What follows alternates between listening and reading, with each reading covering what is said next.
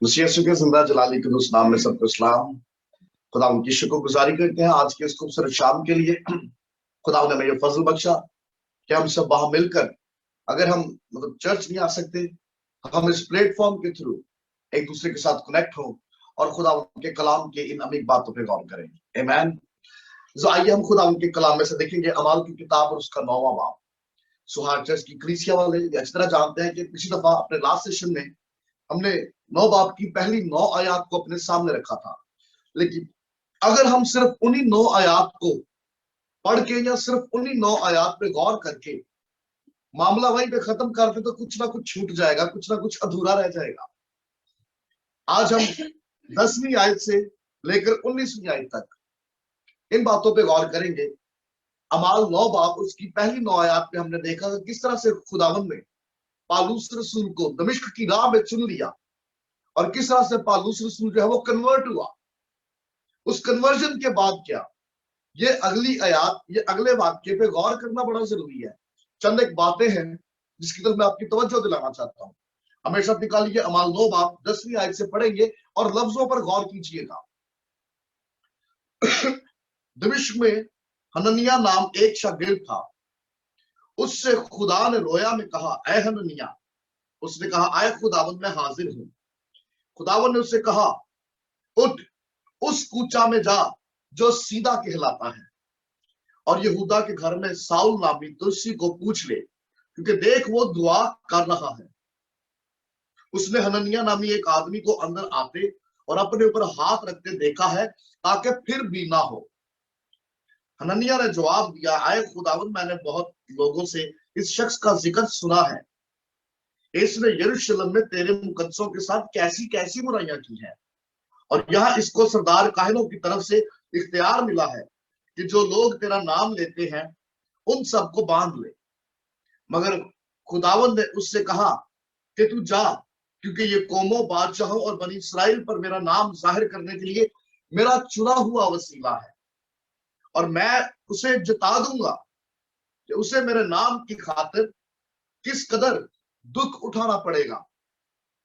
बस हननिया जाकर उस घर में दाखिल हुआ और अपने हाथ उस पर रखकर कहा, ऐ भाई साउल, खुदावंद यानी यीशु जो मुझ पर उस राह में जिससे तू आया जाहिर हुआ था, उसी ने मुझे भेजा है कि तू बेनाई पाए और रूह कुदस से भर जाए।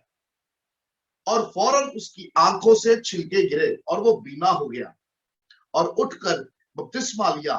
फिर कुछ खाकर ताकत पाई। खुदावंद के पाक कलाम के पढ़े सुने और समझे जाने पे उसकी खास बरकत हो। आमीन। अजीजों, आइए हम कुछ पल के लिए अपने स्वरों को झुकाएं, अपनी आंखों को बंद करें और अपने आप को खुदावंद की आवाज सुनने के लिए तैयार करें। Hallelujah Jesus.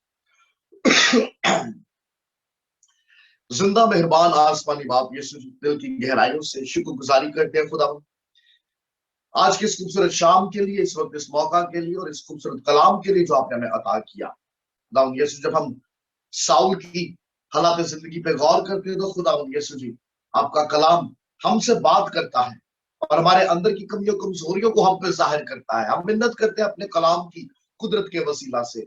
आज तमाम बेटे बेटियां जो ऑनलाइन इस मीटिंग को अटेंड करते हैं, सुहार से इसकी कलीसिया के वो तमाम मेंबर्स जो खुदावंद यीशु जी आपकी आवाज को सुनते हैं, आपके कलाम को रिसीव करते हैं, आज का ये कलाम तमाम जानों के लिए बायस से बरकत ठहरे।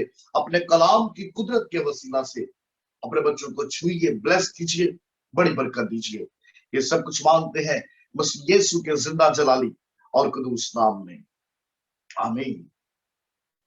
जो अपने पिछले सेशन में हमने अमाल 9 बाब और उसकी पहली 9 आयात पर गौर किया।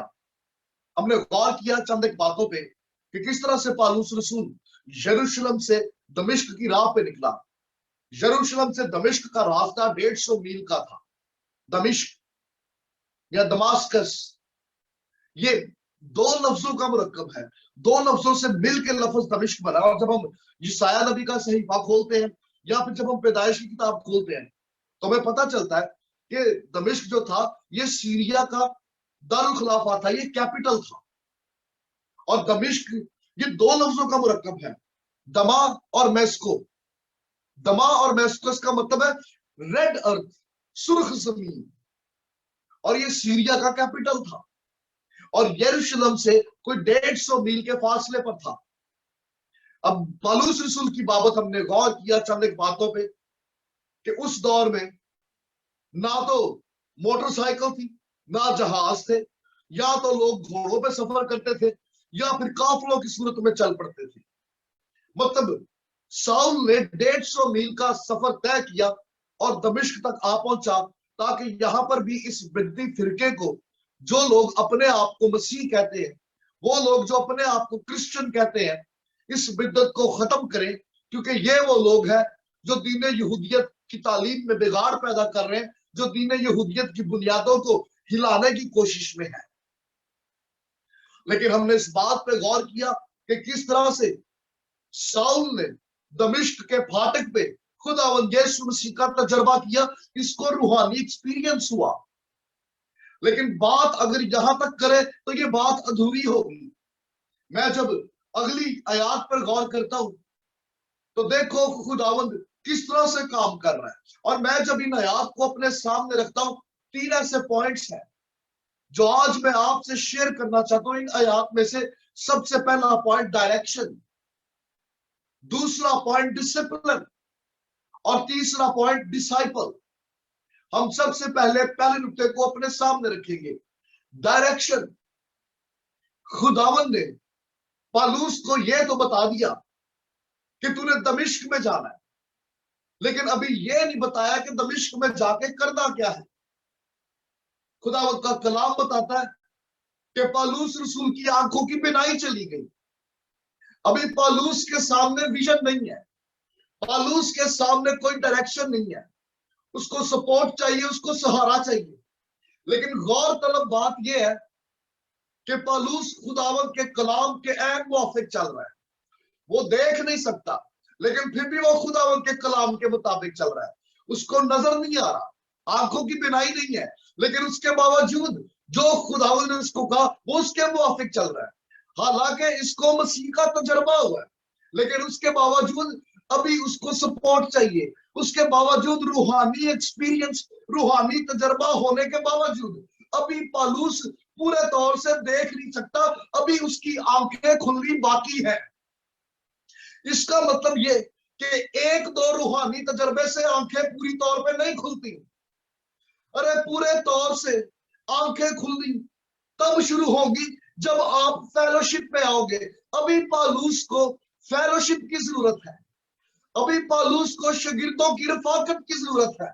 इसको मसीह का तजर्बा तो हो गया, लेकिन अभी आंखें पूरे तौर पे खुलना बाकी है। अगर कोई शख्स एक आधा रूहानी तजर्बा हासिल कर ले, इसका मतलब ये हरगिज नहीं कि अब वो सब कुछ जान चुका है, अब उसको सब कुछ पता चल गया है। अरे अभी आपको फेलोशिप चाहिए। जो जो फेलोशिप में बढ़ते जाओगे, रूहानी आंखें खुलती जाएंगी, मसीह की पहचान में आगे बढ़ते जाओगे। हालेलुया। एक आधा रूहानी तजर्बा दैट इज नॉट इनफ। पौलुस ने अगरचे यीशु का तजर्बा किया, आंखें ये भी बांध ले, अभी भी इसको सहारा चाहिए। अरे अभी भी इसको सपोर्ट चाहिए, अभी इसको शागिर्दों की फेलोशिप चाहिए। खुदावंद का कलाम बताता है ये तो जान गया कि यीशु ने इससे कलाम किया, लेकिन अभी भी इसके पास डायरेक्शन की कमी थी। Where is the direction? और खुदावंद का कलाम बताता है, खुदावंद ने जब पौलुस शाऊल से जब बात की, शाऊल को यह बता दिया कि तू शहर में चला जा, लेकिन यह ना बताया कि तू मेरा चुना हुआ वसीला है। यह बात खुदावंद ने हननिय्याह को बताई, यह बात शाऊल को नहीं बताई। शाऊल को यह बताया गो इन द सिटी, शहर में चला जा। लेकिन अगली बात जो खुदावंद का प्लान था शाऊल की जिंदगी में, वो खुदावंद ने अभी शाऊल पे जाहिर नहीं किया। अपना मंसूबा खुदावंद ने हननिय्याह पे जाहिर किया। हननिय्याह को खुदावंद ये कह रहा है कि ये मेरा चुना हुआ वसीला है। इसका मतलब ये कि अगर किसी की जिंदगी में खुदावंद की बुलाहट होती है, तो खुदावंद इस बुलाहट को दूसरों से कंफर्म करवाता है। खुदावंद ने हननिय्याह पे जाहिर कर दिया कि शाऊल मेरा चुना हुआ वसीला है। अगर किसी शख्स की जिंदगी में खुदावंद की कॉल हो, अगर कोई शख्स ये दावा करे कि मुझे खुदावंद ने नाम लेकर बुलाया है, और ये दावा उस अकेले शख्स का हो, दैट इज नॉट इनफ।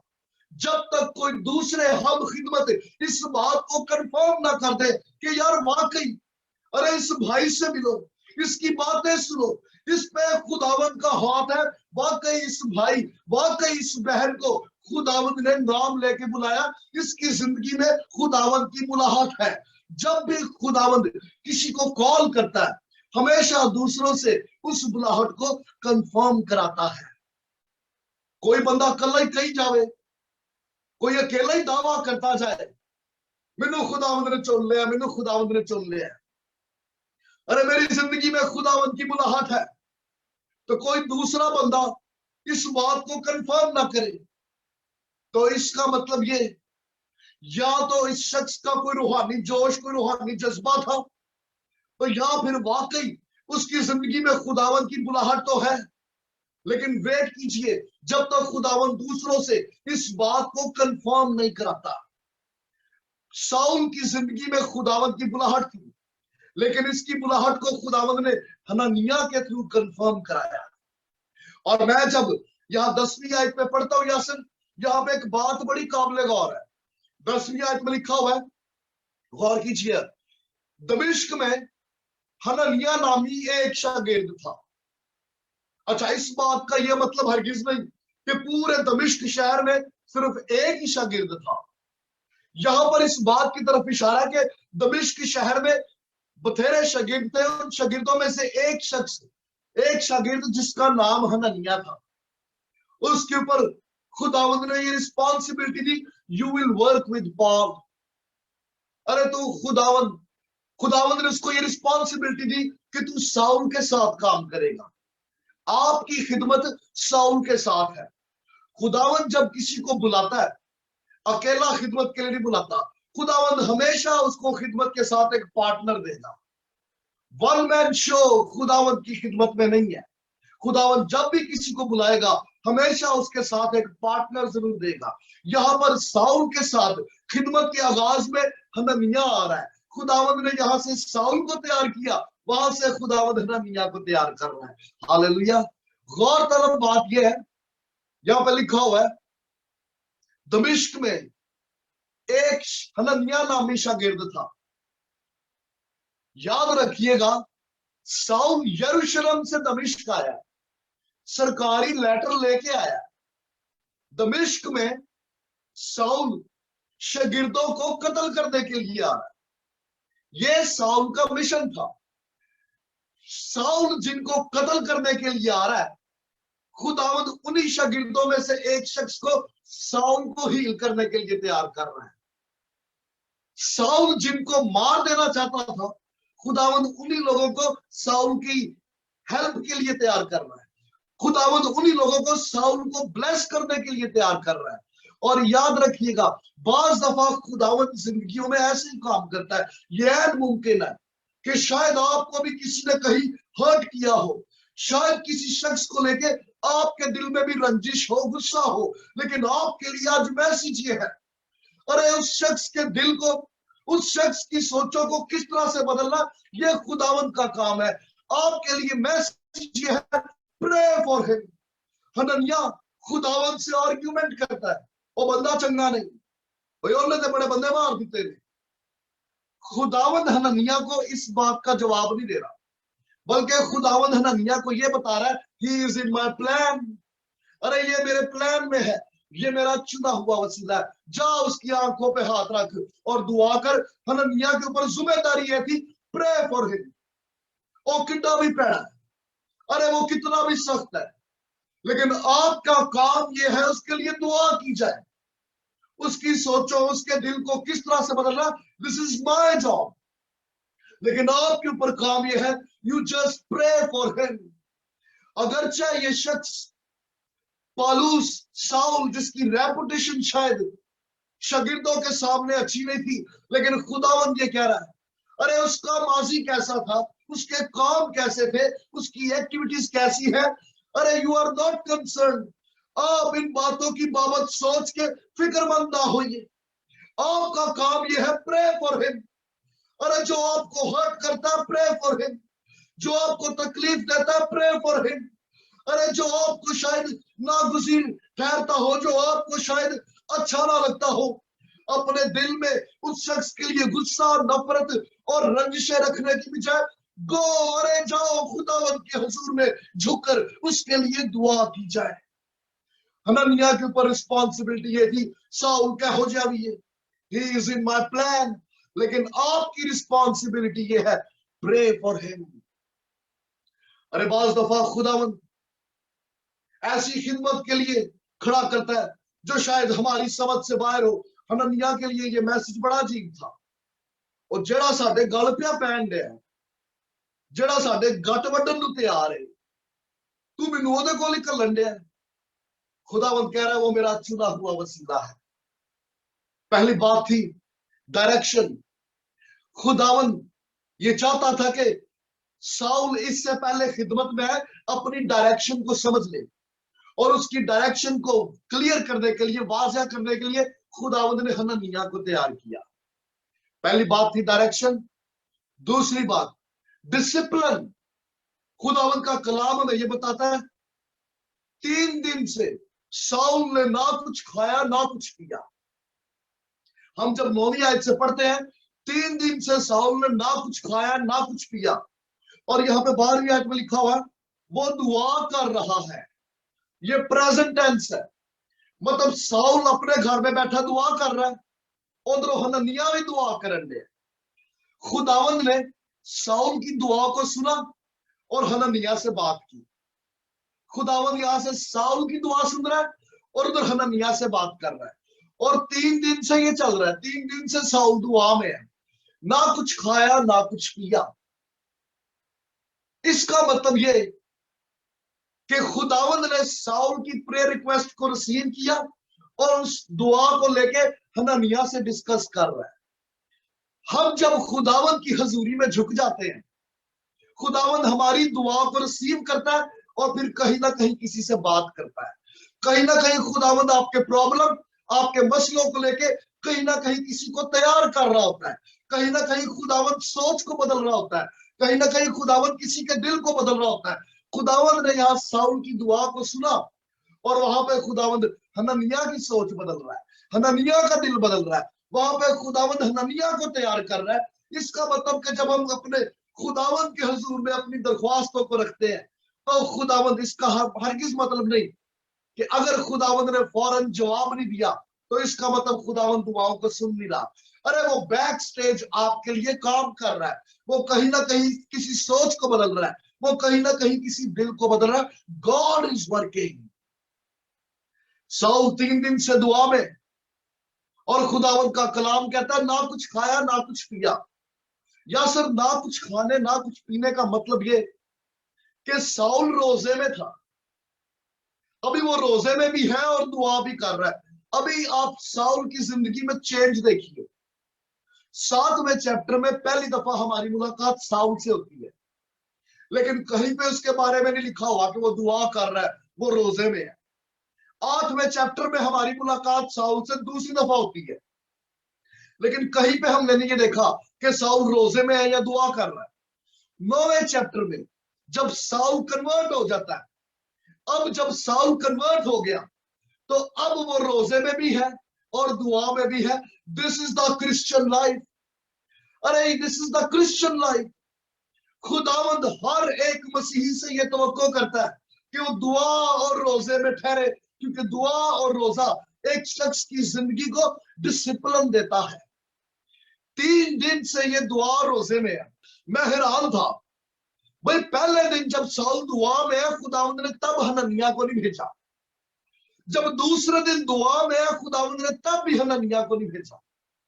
3 दिन हो गए, हुन खुदावंद हनन्याह को घल्लण दिया, अब खुदावंद हनन्याह को भेज रहा है। खुदावंद ये चाह रहा था कि साउल की जिंदगी स्पिरिचुअली डिसिप्लिन में आ जाए, ये रूहानी तौर पे डिसिप्लिन में आ जाए और खुदावंद के वक्त का इंतजार करना सीखे। ये सीख जाए कि हर दफा खुदावंद फौरी दुआ का जवाब नहीं देता। अरे बाज दफा खुदावन के वक्त का इंतजार करना पड़ता है। This is spiritual discipline. ये रबी था, ये फरीसी था, ये सहीफों की अच्छी समझ रखता था, लेकिन अभी क्रिश्चियन डिसिप्लिन सीखने की जरूरत बाकी थी। सहीफों की समझ होना ये काफी नहीं है। जब ये मसीह में आ गया तो अब मसीह में रूहानी डिसिप्लिन क्या होता है वो सीखना अभी बाकी था। और ये खुदावन के वक्त का इंतजार कर रहा है। खुदावन ने साउल की दुआ सुन ली, पहले दिन ही सुन ली थी, लेकिन खुदावन ये चाह रहा था कि ये खुदावन के साथ वक्त गुजारे। बाज दफा हम भी खुदावन के हुजूर अपनी दरख्वास्तों को रखते हैं और खुदावन से हमें फौरी जवाब नहीं आता, लेकिन खुदावन हमारे साथ वक्त गुजारना पसंद करता है। हम जब सुबह उठते खुदावन के हुजूर दरख्वास्त रखते, जब हम दोपहर तक देखते कि हमारी दुआ अभी भी खुदावन ने कबूल नहीं की या सुनी नहीं, या हमें लगता है अभी तक उस दुआ का जवाब नहीं आया, हम फिर दोपहर को बैठते, हम फिर शाम को बैठते, हम बार बार प्रेयर ग्रुप्स में अपने उस मसले को रखते हैं कि इसके लिए दुआ की जाए।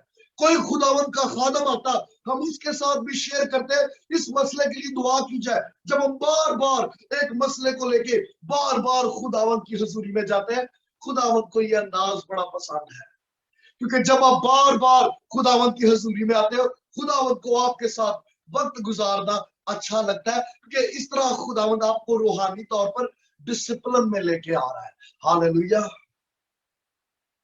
यहाँ पे लिखा हुआ है साउल की आंखों की बिनाई नहीं रही, और हमें ये लगता था आंखों की रोशनी चले जाना दिस इज पनिशमेंट, लेकिन खुदावन के कलाम पे गौर करें तो पता चलता है ये खुदावन की तरफ से पनिशमेंट नहीं थी। अरे ये तो खुदावन की तरफ से डिसिप्लिन था। वो जिस ट्रेजेडी को फेस कर रहा था, खुदावन उसी ट्रेजेडी को यूज कर रहा है ताकि वो रोज बरोज खुदावन के साथ रिश्ते में और ज्यादा गहरा होता जाए। हालेलुया। जब तक साउल की आंखों की रोशनी नहीं गई, साउल हमें दुआ करता हुआ मिला ही नहीं।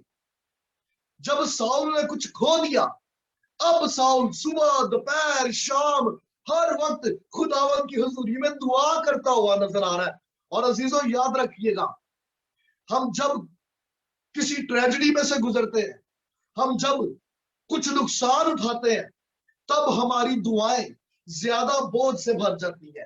तब हम और ज्यादा वक्त खुदावन की हुजूरी में, हम जब तक कुछ खो ना दे, हम तब तक खुदावन की हुजूरी में आते ही नहीं। हम तब तक खुदावन की हुजूरी में ज्यादा से ज्यादा वक्त सर्व नहीं करते।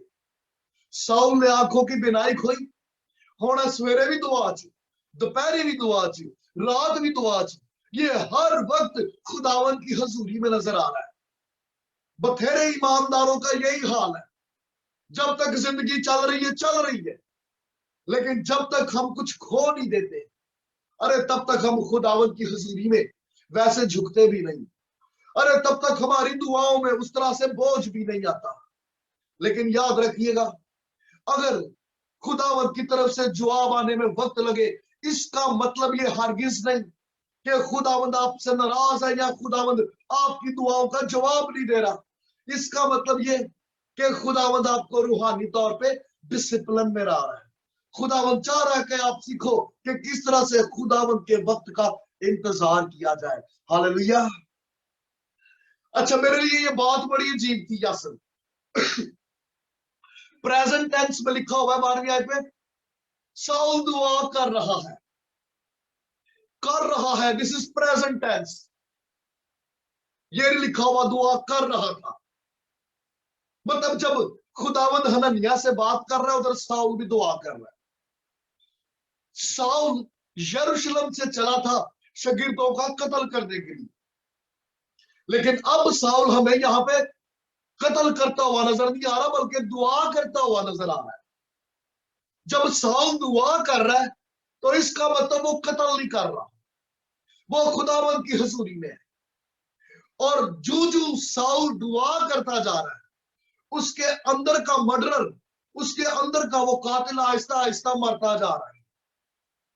ये लोगों को मारने के लिए निकला था, इसके जहन में एक मिशन था, लेकिन जो साउल दुआ करता जा रहा है, इसके जहन से वो बदी और नापाकी की सोचे आहिस्ता आहिस्ता खत्म होती जा रही है। इसके अंदर का पुराना जालिम और कातिल इंसान आहिस्ता आहिस्ता मरता चला जा रहा है। इसका मतलब ये कि अगर आपने अपनी पुरानी इंसानियत में गलबा पाना है, अरे आपको दुआ में झुकने की जरूरत है। आप जो दुआ में झुकते जाओगे, आपके अंदर की पुरानी इंसानियत आहिस्ता आहिस्ता मगलूब होती जाएगी, वो पस्त होती जाएगी, वो हारती चली जाएगी। हालेलुया। अरे केड़ा ऐसा बंदा है जड़ा कहंदा मेरी नशे की आदत नहीं छुटदी, मेरा सिगरेट नहीं छुट दे, मेरी शराब नहीं छुट दी। अरे ऐसे बंदे को साउल से मुलाकात करवाइए, पालूस से उसकी मुलाकात करवाइए। अगर नफरत, गुस्से, हवस जैसी सोचे या नशे का कोई आदि शख्स इस बात का ये दावा करे कि मैं किस तरह से इस आदत से छुटकारा पाऊं, मैं किस तरह से ऐसे ख्यालात से छुटकारा पाऊं, तो आपके लिए मैसेज ये है, अरे जो ये शहवत के ख्यालात जहन में आए, जो शैतान गुस्से से भरता जाए, दुआ में झुक जाइए। क्योंकि जो आप दुआ करते जाओगे अपने गुस्से पे काबू पाते जाओगे, जो दुआ करते जाओगे अपने नशे की आदत पे गलबा पाते जाओगे, जो दुआ करते जाओगे अपनी पुरानी इंसानियत को शिकस्त देते जाओगे और खुदावंद में बढ़ते जाओगे। हालेलुया। पालूस रसूल जो दुआ करता गया उसके अंदर का टेररिस्ट मरता गया, जो दुआ करता गया उसके अंदर का कातिल मरता गया, और जब वो कलीसिया के सामने आया तो एक नया मखलूक बन के आया। हालेलुया। मतलब आंखों की बिनाई का जाना ये पनिशमेंट नहीं था, ये तो खुदावंत की तरफ से डिसिप्लिन था। पहली बात थी डायरेक्शन, दूसरी बात डिसिप्लिन, और तीसरी और आखिरी बात डिसाइपल। खुदावंत का कलाम हमें यह बताता है कि खुदावंत ने हनन्याह के ऊपर जाहिर होकर उसको बता दिया कि जाओ जाके साउल में मिल, वो बैठा डीकन डे है, ਉਹਦੇ ਨਾਲ मैं गल की थी। खुदावंद ने उसको एड्रेस भी दे दिया कि वो कूचा जो सीधा कहलाता है, ये कूचा जो सीधा कहलाता था, यहां पे खुदावंद ने साउल को रखा, क्योंकि यहां पे साउल को पहली बात डायरेक्शन मिली, यहां पे साउल को डिसिप्लिन सीखने को मिला, और इसी कूचे में जो सीधा कहलाता है, यहां पे साउल की मुलाकात शागिर्द यानी डिसाइपल से हुई। It's a wonderful disciple. मैं कहना सोनू की खुदा दा बंदा सी हनन्याह, व्हाट अ मैन। अरे क्या खुदावंद की अनॉइंटिंग इस शख्स के ऊपर थी। खुदावंद ने हनन्याह को चुन लिया कि साउल के साथ खिदमत करे। हनन्याह की कॉल ये थी, उसका काम ये था, और जबरदस्त अनॉइंटिंग हनन्याह के ऊपर थी। हनन्याह साउल से मिला, उसकी आंखों पे हाथ रखा, दुआ की। खुदावंद का कलाम बताता है आंखों से छिलके गिर गए। लो जी हुण साउल नजर आने लग पिया। What a blessing, what a blessing. मतलब हनन्याह वो शख्स है जिसकी प्रेजेंस में दूसरों का विजन क्लियर हो जाता है। हनन्याह वो शख्स है जिसकी मौजूदगी में लोगों का फोकस ठीक होना शुरू हो जाता है। हनन्याह वो शख्स है जिसकी मौजूदगी में खुदावंद का कलाम क्लियर होना शुरू हो जाता है, नजर आना शुरू हो जाता है। हनन्याह वो शागिर्द है खुदावंद का, अरे जिसकी प्रेजेंस, जिसकी मौजूदगी में लोग अंधेरे से निकल के रोशनी में आ जाते हैं। साउल ने जब हनन्याह की फेलोशिप ली, साउल जब हनन्याह की फेलोशिप में आ गया, खुदावंद का कलाम ये बताता है उसकी आंखें खुल गई। अरे आप मुबारक लोग हो, you are a blessed people. अगर आपका उठना बैठना ऐसे शागिर्दों के साथ है, अगर आपका उठना बैठना ऐसे लोगों के साथ है जिनकी मौजूदगी में आपकी आंखें खुल जाए, अरे जिनकी मौजूदगी में आपके विजन्स क्लियर हो जाए, जिनकी मौजूदगी में खुदावंद का कलाम वाज़िया होना शुरू हो जाए, जिनकी मौजूदगी में आपके टारगेट क्लियर होना शुरू हो जाए, you are a blessed people. अगर आपका उठना बैठना ऐसे शागिर्दों के साथ है। साउल हनन्याह की फेलोशिप में आया, लो जी अखा खोल गई जाने, विजन क्लियर हो गया, यीशु की पहचान हो गई है। अरे आप मुबारक लोग हो जिनकी जो आप ऐसे शागिर्दों की फेलोशिप में हो जिनकी प्रेजेंस में यीशु की पहचान होनी शुरू हो जाए। अरे आंखें खुल जाए, आप तारीकी से निकलकर उजाले में आ जाओ, सब चीजें क्लियर हो जाए, वाज़िया हो जाए, आपका विजन क्लियर हो जाए। You are a blessed people. अगली बात, हनन्याह ऐसा शागिर्द था जिसको अपनी तारीफ नहीं चाहिए। यह खुदावंद के नाम को जलाल देने के लिए हर वक्त तैयार। 9वें चैप्टर के बाद किसी ने कभी हनन्याह का कोई जिक्र नहीं किया। तारीख के पन्ने हनन्याह के नाम के लिए खामोश। 9वें चैप्टर के बाद कोई नहीं जानता हनन्याह कौन था। हनन्याह आया, इसने जो खिदमत खुदावंद ने इसके जुम्मे लगाई, इसने वो खिदमत की, अपना काम पूरा किया और फिर वापस लौट गया। कोई शख्स हनन्याह को नहीं जानता। किसी ने इसके बाद दोबारा हनन्याह का कोई जिक्र नहीं किया, पौलुस ने भी नहीं किया। लेकिन हनन्याह को अपने नाम से ज्यादा खुदावंद के नाम को जलाल देना अजीज था। ऐहो जे बथेरे लोग मिले होंगे, आपके इर्द गिर्द ही होंगे ऐसे लोग जो अपने नाम को जलाल देना बड़ा अजीज जानते हैं। वो पहुंच पहुंच के लोगों को दसते ने, आज मेरी वजह तो देखे, अरे ये मैंने इसके लिए किया है, अगर मैं इसके लिए ये ना करता तो फारग सी इथे नहीं सी पहुंच सकता, इनू मैं लवाया भाई जी, अरे ये मेरी बदौलत है। अरे ऐसे लोग, ये वो है जो अपने नाम को जलाल देते हैं। ऐसे लोग कभी भी खुदावंद के नाम को जलाल नहीं दे सकते। ये वो लोग हैं जो नाबालग है, जो इमेच्योर है। अपने नाम को जलाल देने वाला शख्स कच्चा है। अरे ये अंदर से कच्चा है, अधूरा है, ये अभी नाबालग है, ये मैच्योर नहीं है।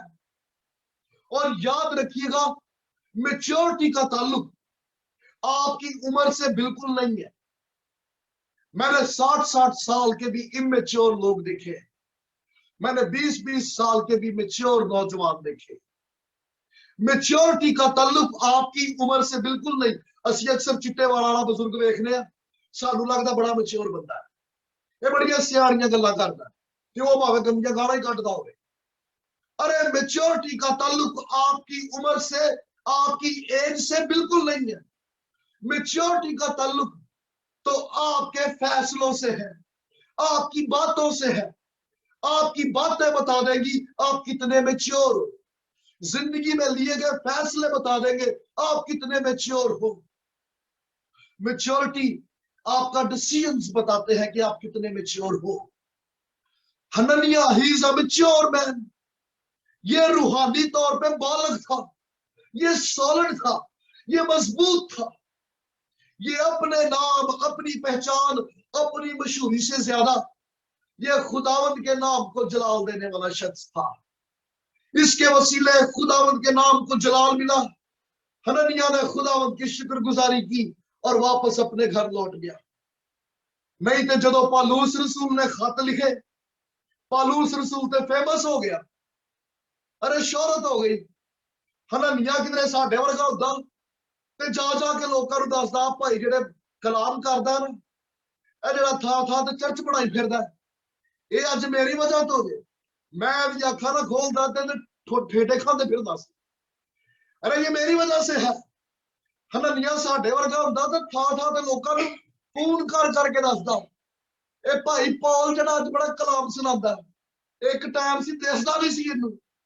ओ मैं फिर अदला या खुदा दा खादम उठ के गया, मैं फिर दुआ कीती दी अखा खुलियां, अज बड़ियां गल्लां करदा, थां कन्वेंशनां करदा फिरदा। मैं ना जांदा ते आज इन्हें उत्थे बैठे होना सी। हनन्याह हमारे जैसा होता तो शायद कुछ ऐसी ही बातें करता, लेकिन हनन्याह खुदावंद का बंदा। अरे ये रूहानी तौर पे बालग था, अपनी मशहूरी अपने नाम से कहीं ज्यादा ये खुदावंद के नाम को जलाल देने वाला शख्स था। हालेलुया। अरे आज भी कलीसियाओं में, मिनिस्ट्रीज में हनन्याह जैसे लोगों का फुकदान है। हनन्याह जैसे शागिर्दों की कमी है जो सिर्फ और सिर्फ खुदावंद के नाम को जलाल देने के लिए आगे बढ़े। अरे आज खुदावंद की हजूरी है यहाँ, खुदावंद का मजबा है यहाँ। आज मौका है, हनन्याह जैसी अनॉइंटिंग मांगिए।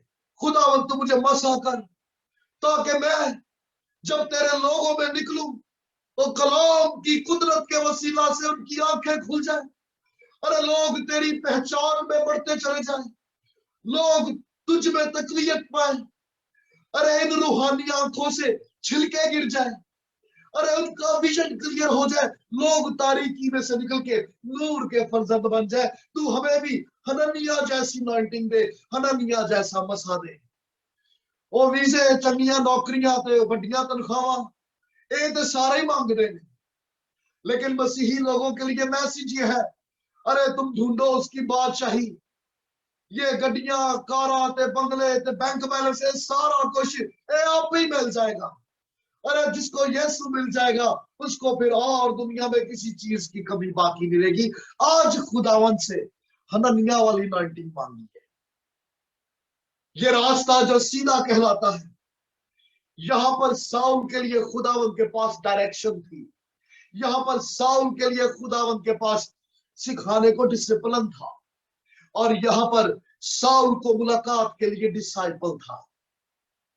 आज वो जगह जहां पे आपको खुदावंद की तरफ से डायरेक्शन मिले, जहां पर खुदावंद आपको रूहानी तौर पर डिसिप्लिन सिखाए, और जहां पर खुदावंद आपको अपने डिसाइपल, अपने शागिर्दों से मुलाकात करने का मौका दे, आपके लिए ये वही कूचा है जो सीधा कहलाता है, और ये वो जगह है जो खुदावंद ने आपके लिए मुंतखब की है। हालेलुया। आइए हम सब अपने सरों को झुकाएं, अपनी आंखों को बंद करें और आज खुदावंद से कहें, तू मुझे वो अनॉइंटिंग दे, तू मुझे वो मसा दे, तू मुझे अपना जलाल दे, तू मुझे खुदावंद के सुधी हनन्याह जैसी अनॉइंटिंग दे, उस जैसी खिदमत दे, ताकि जब मैं तेरे लोगों में आऊं तो कलाम की कुदरत के वसीला से बंद आंखें खुल जाए। वो जो अंधेरे में है, अंधेरे से निकल के नूर में दाखिल हो। हालेलुया। आइए हम सब अपने सरों को झुकाएं, अपनी आंखों को बंद करें। हालेलुया जीसस, ये वक्त है, ये मौका है, खुदावंद से मांग। ऐ जिंदा मेहरबान आसमानी बाप के सुची, हम दिल की गहराइयों से खुदावंद शुक्रगुजारी करते हैं आज इस शाम के लिए, इस वक्त के लिए, इस मौका के लिए। खुदावंद यीशु जी, आपने दूर नजदीक से हम सबों को ये मज़्ब बख्शा, ये मौका बख्शा कि हम सब वहां मिलकर एक दिल होकर आपके मज़बा में झुके, आपके कदमों में झुके। खुदावंद आपके लोग, आपकी चरगा की भेड़ें आपकी हजूरी में है। अपने बच्चों को छुइए, ब्लेस कीजिए, अपने कलाम की कुदरत के वसीला से बड़ी तकबीर दीजिए। हनन्याह वाला मसा, हनन्याह वाली अनॉइंटिंग अपने बच्चों को अता कीजिए, ताकि खुदावंद आपके बेटे जब आपके कलाम को लेके दुनिया में निकले तो वो लोग जिनकी आंखें बंद है, वो लोग जो देख नहीं सकते, उनकी आंखों से दुनियादारी के छिलके गिर जाए और वो रूहानी तौर पर आपकी पहचान में आगे बढ़ने वाले बन जाए। छुइए, ब्लेस कीजिए, बड़ी बरकत दीजिए। ये सब कुछ मांगते हैं मसीह यीशु के जिंदा जलाली और कदूस नाम में, आमीन। God bless you. खुदावंद अपने कलाम की कुदरत के वसीला से तमाम सुनने वालों को बड़ी बरकत अता फरमाए। God bless you all.